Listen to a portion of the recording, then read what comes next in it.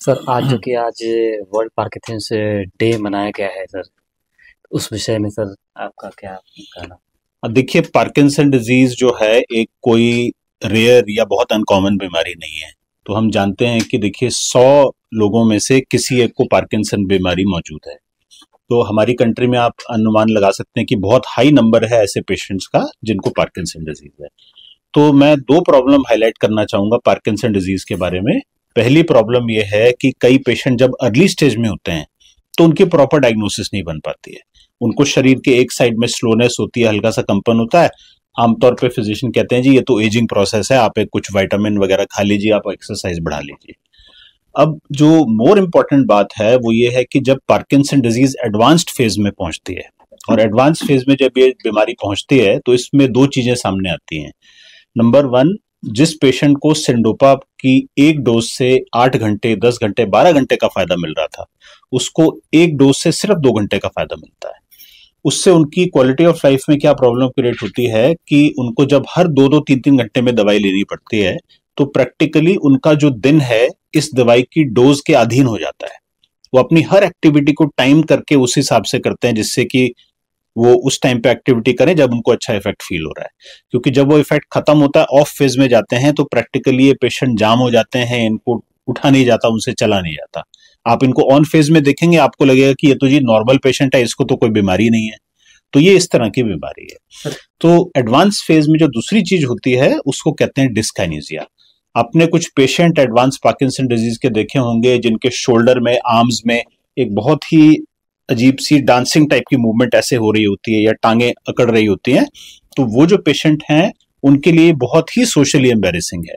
वो उस टाइम किसी भी और व्यक्ति से मिलना नहीं चाहेंगे, या उनके सामने ऐसी मूवमेंट हो रही है वो ऐसा देख के उनको खुद बहुत एम्बेरसमेंट होती है। तो एडवांस पार्किंसन डिजीज के पेशेंट में ही एक जो ट्रीटमेंट नया है, वो जिसके बारे में अवेयरनेस काफी कम है, वो है डीबीएस सर्जरी, या जिसको हम कहते हैं deep brain stimulation surgery. Sir इसमें किस एज के वर्ग के लोगों को बने होने की संभावना होता है, और जैसे कि इसमें ऐसा भी सुना जाता है कि उन पेशेंट को डर सा बना होता है या भिन्न भिन्न प्रकार के सपने भी उनको आते हैं? राइट।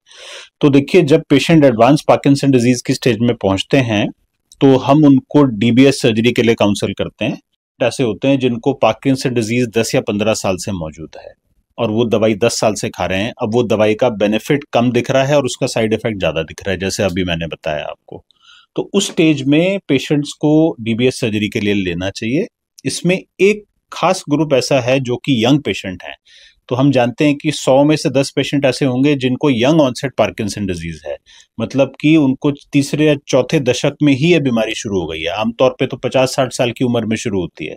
तो जो यंग वाले पेशेंट हैं उनमें से बहुत पेशेंट ऐसे हैं जब वो एडवांस फेज में पहुंचते हैं तो फिर उनको डीबीएस सर्जरी की जरूरत पड़ती है।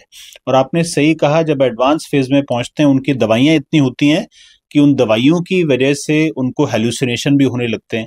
जो सिंडोपा की डोज बहुत हाई रहती है, उनको कई बार लगता है दीवार पे कोई इंसेक्ट चल रहा है या कोई जानवर उनके सामने चल रहा है जो कि एक्चुअली में मौजूद नहीं है।